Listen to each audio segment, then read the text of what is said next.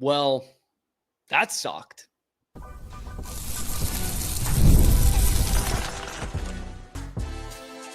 You are Locked On Baylor, your daily podcast on the Baylor Bears. Part of the Locked On Podcast Network, your team every day. It's good to see you guys. Look, credit on the other side. It's a good football team out there. Good coach, good quarterback, good defense. But look, this was on us. We didn't wrap up today. Just didn't wrap up. It came down to that. Couldn't tackle. Thought we had it figured out. Fall camp. There's only so much you could do in practice. But it came down to us not executing. Thought we had a good game plan. Didn't execute. Didn't tackle. That's the difference in the ball game. Difference in the ball game right there. Look, we've got everything we want ahead of us. But that's a setback. That's a setback in this game. With that, take any questions y'all have. Yeah, that wasn't very fun. That wasn't very fun. In fact, I'm going to do this live on the post game. What we have here are 2 melatonin gummies so that I can freaking sleep tonight because I got to cover that team. Like, what was that, man?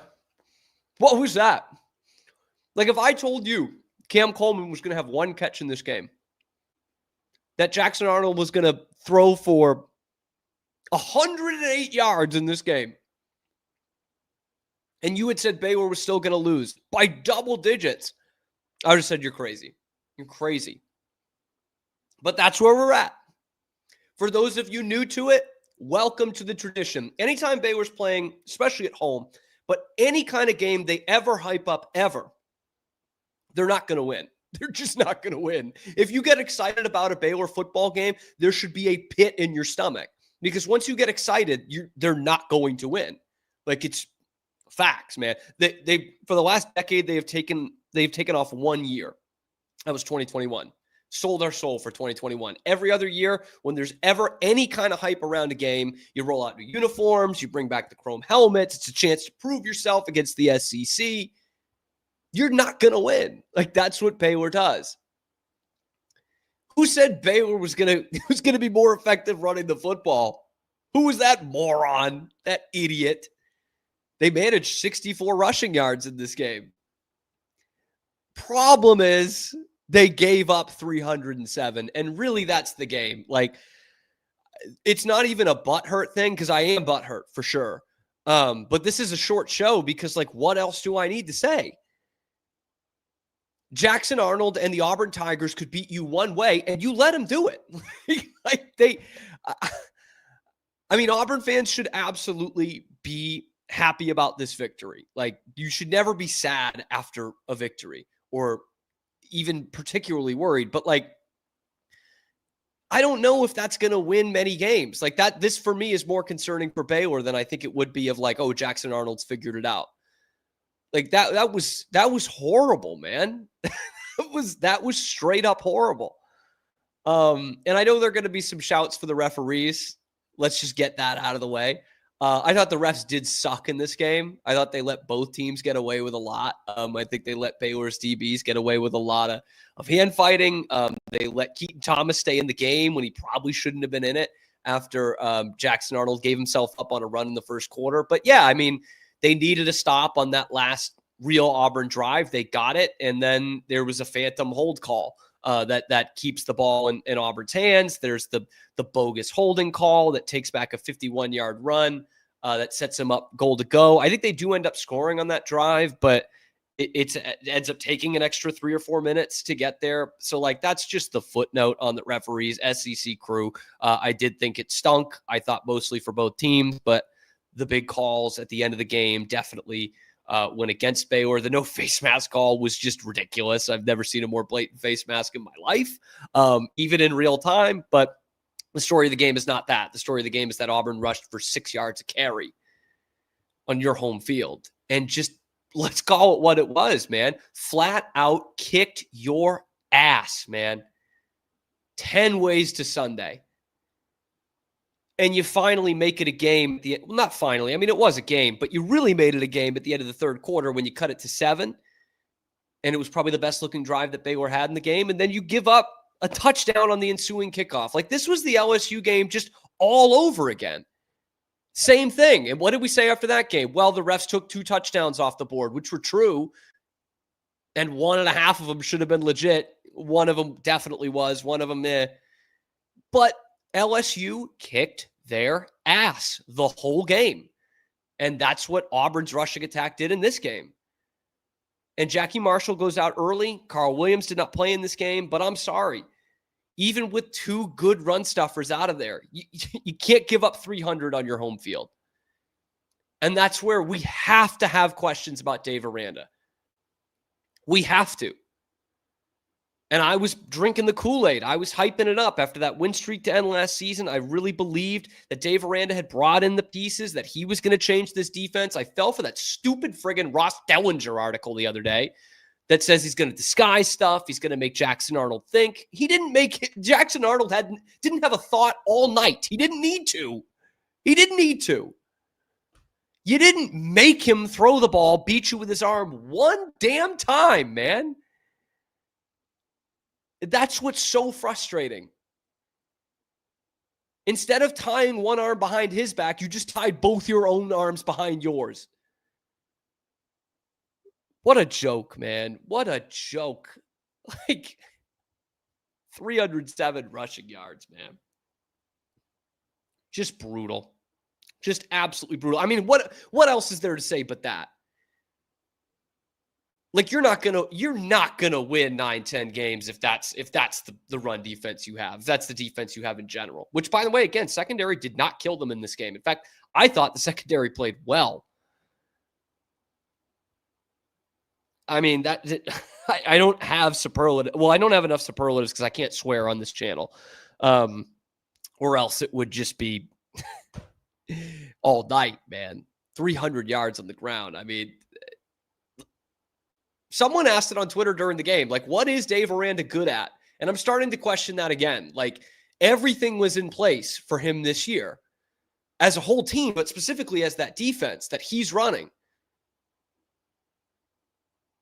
Bro, they couldn't have stopped China Spring High School tonight.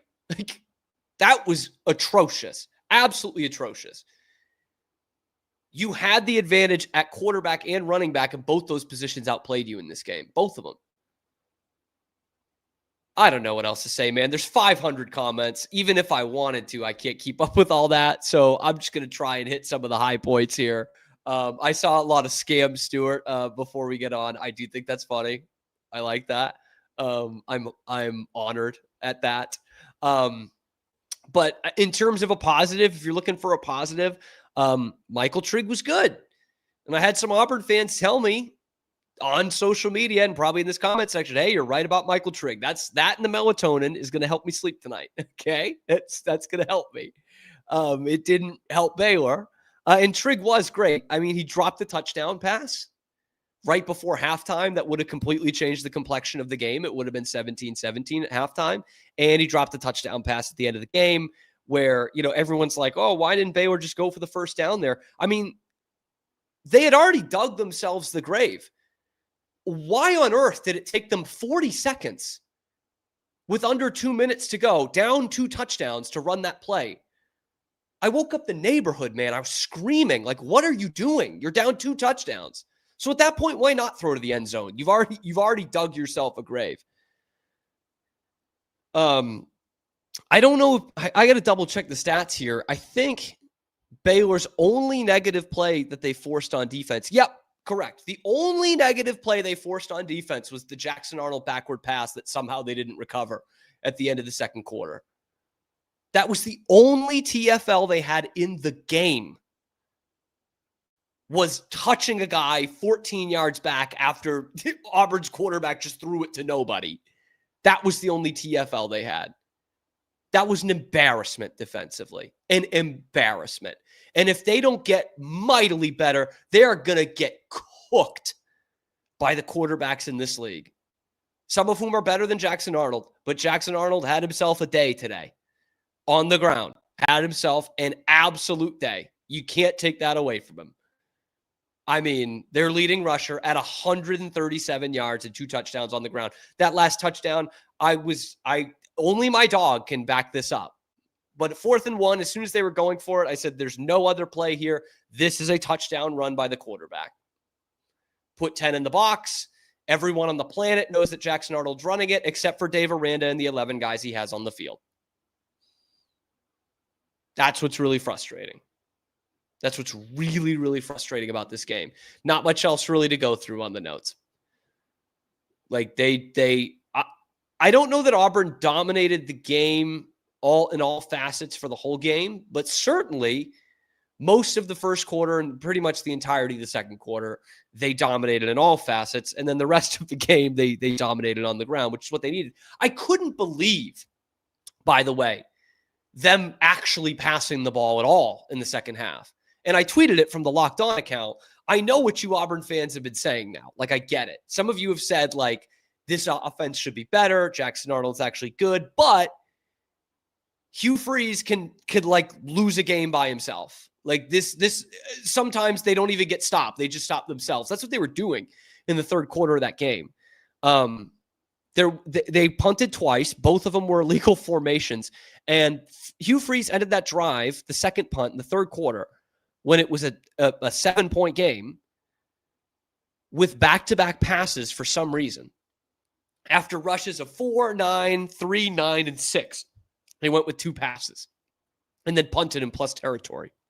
Like that I understand. But Dave Aranda said, hold my beer. Anything you can do, Hugh Freeze, I can do worse. I mean, talk about 2 coaches who are still somewhat on the hot seat, definitely Hugh Freeze and certainly to some degree Dave Aranda. Like, they showed you why tonight. Specifically, Dave Aranda showed you why tonight. What else to say? Well, you didn't have Jackie Marshall. That stung. But I think it all started to go downhill on that second drive. You were already up 3-0. You probably should have scored a touchdown on the first drive. And then you leave points on the field. I get trying to make a statement, trying to make it 10-0. I don't disagree philosophically with going for the touchdown there. It was a goal-to-go situation. What I do fundamentally disagree with is 3 straight runs into the line of scrimmage and then an option pass play, which they went back to later in the game, and it was actually a Michael Trigg touchdown. But that's what I didn't like. And now all of a sudden you've left 3 to 7 points on the table, and Auburn does not look back. They don't surrender a lead after that. They go up 14-3, and really looking back on it at that point, the game's over. Baylor's in the game for most of it, but it never gets closer than 7 points. And they only have themselves to blame. They score at the end of the third quarter on the Caden Knighton play, and I'm thinking, just one stop, please, Lord. And credit to the defense. Okay, they didn't give up a touchdown. It was just the special teams. There's 1,000 comments, guys. I'm sorry. I can't. I can't. I could try. Big man Bruce Pearl. Good point. Yeah, see, I can't even keep up with it here. He said, we won without a game plan. I think that's correct. He won without a game plan. So positives from the Baylor side. Yeah, Trigg. Caden Knighton looked fine. He obviously didn't get a lot of touches being a true freshman. Lewis Brown the fourth, boy, all we heard about all fall camp was how good Lewis Brown the fourth was. No catches, 1 target. Really lit it up in this one, huh? I'm concerned, yeah. I'm concerned. Like, if Baylor loses this game by 3 and it's a back and forth, like, I'm not that worried. But I am worried after that. Like, that was the worst run defense we've seen. I mean, that was just as bad as the 3-9 team 2 years ago. So anyway, I'll read these starred comments because you guys paid. I don't actually get that money, but I appreciate it anyway. I haven't been crying yet. I'm just really tired. It's been a long day. I've been stressed out. I will be crying at some point, Detlef. How about those Huskies, though? Cute little team. I'll appreciate that. If you're saying there's some good-looking fellas on the team, I mean, I can't take that as a jab. So, sure. Quinn says we had the better roster. We're the better team. Tried telling you, boots to asses. Should have listened to us. Yeah, I kind of do this job for me. I don't really listen to a lot of people, but yeah, on this night, Auburn was definitely better. Like, cannot argue that. So hell of a point. I can't argue it. Written says Jackson Arnold broke another 20-yard runoff. Did he just again? Did I miss another one? I could well have. He might be scoring right now. Love how you take the trolling. Hope y'all win out the rest of the season. I appreciate that. Drop a WDE if you're here for Auburn. I'm sure we're going to see a lot of those. I appreciate you guys hoping that we run the table. I doubt that's going to happen after tonight. I went into this game thinking 9-win team, 10-win team, even with a loss tonight, which I thought was on the table, possible. I don't think that anymore.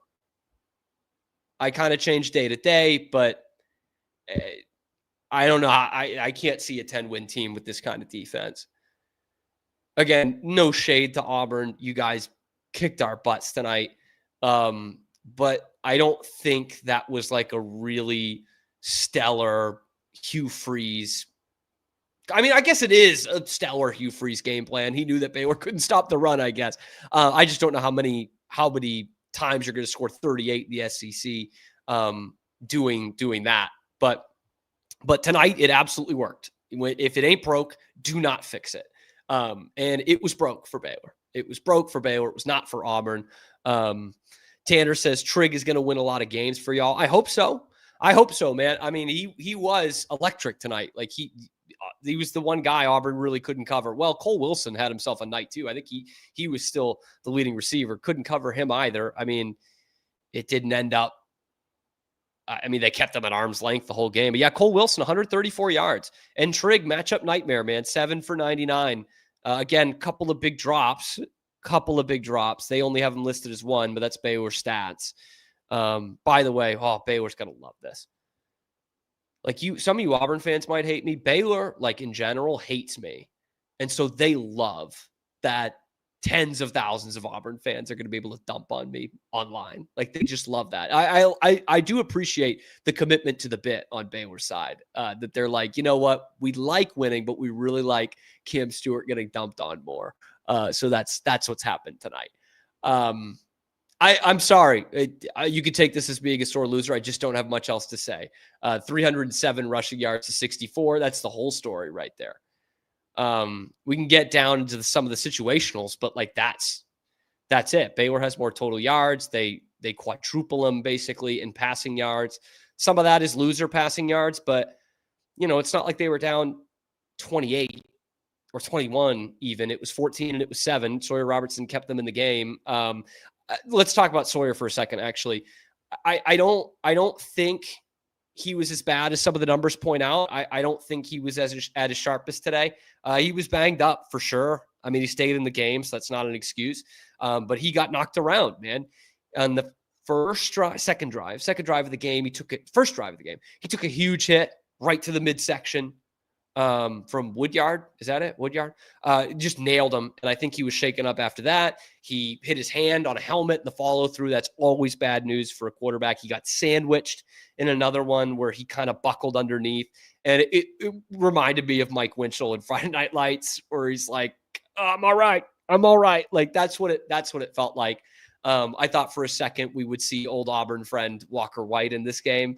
Just because it looked like he was really banged up, but he stayed in the game. 27 for 48, ain't going to win a lot of games, but 419, 3 touchdowns, no picks. That seems about right.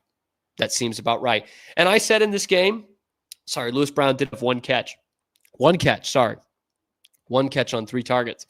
I said you could see 6 or 7 guys catching passes from Sawyer Robertson. I will take my one and only victory lap on that. He completed passes to 8 guys tonight, including 2 running backs, and of course a tight end more than a couple of times to Michael Trigg. So that's my one Cam Stewart moral victory of the game. But you didn't hold him scoreless for a quarter. I mean, I think Auburn only had 2 punts the whole game. This is just a piss poor defense, man. Like that. Yeah, that's just not acceptable at all. And if they continue to put out defenses like that, like if Kevin Jennings does next week what Jackson Arnold did this week, Like Dave Aranda is firmly back on the hot seat, man. You can't fire all your coordinators and demote your guys and make yourself the coordinator. Like once you make yourself the coordinator, we're on the last stand there. We are on our last legs. And if you bring this much talent back and you piss it all away because you can't run a defense, then we're back to hot seat end of 2023. Beginning of 2024. Like we're right back there if that continues to happen. Tarleton State is the best college football team in Texas at this moment. I'm sticking by that. Houston, nice little win. But Tarleton State went up to Army and won in double overtime tonight. So I have to think the Tarleton Texans are the best college football team in Texas. It sure as heck ain't the Baylor Bears. This was a Dave Aranda disaster class. It was as bad as you could get defensively.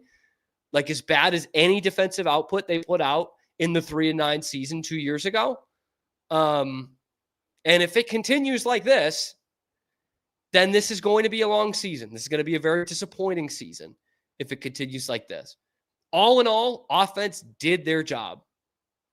All in all. Was it perfect? No, it was not. But all in all, the offense did enough to win a game, I think. And especially if I told you, look, the offense is going to do this and the other team isn't going to be able to pass the ball. They're not going to unleash any of their really talented wide receivers. And you can't stop them but 2 times in the game. We're done. It's over. That's a 6-6, 7-5 team. If that's what it's going to be. Now I got to pick up the pieces. I got to apologize to the Auburn fans on the next episode. And then we got to look ahead to SMU. That's a scary proposition. I don't think SMU is as good as last year. And based on what we saw tonight, I don't know if they're quite as good as Auburn, but that's a good team, man. It's a good team that made the college football playoff last year and do return their quarterback. You got to play them on the road. That's no bueno. For as many Auburn fans as were in McLean tonight, that's what it's going to be like for Baylor fans, hopefully, in Gerald J. Ford Stadium next week. But anyway, if you got some real thoughts on the game, let me know in the comment section below. We'll get to comments and other post games. Credit to the Auburn fans. There's so many of you in here that I really can't keep track of them. So thank you guys for tuning in. Let me know your thoughts and how it looks for Baylor going forward. Maybe how it looks for Auburn going forward in the comment section below. Do me a favor though, guys. If you're here, like the video, subscribe if you haven't. We talk all kinds of college football, Big 12, but of course, mainly the Baylor Bears are the only place that does it. Exclusively Baylor, 5 days a week. That's not coming straight from the university, and we do it completely for free. So you Auburn fans, if you want, follow along Baylor all season long. If Baylor gets better, that helps the Auburn Tigers. So you might as well follow along. Like, subscribe, at least help me out there. Get involved in the comment section. Tell me how stupid I was leading up to this game. Please, please do your worst. I can't feel anything anyway. And we'll catch you on the next episode where we'll do some more of a pointed breakdown on this game on the next episode of your favorite show, Locked On Baylor.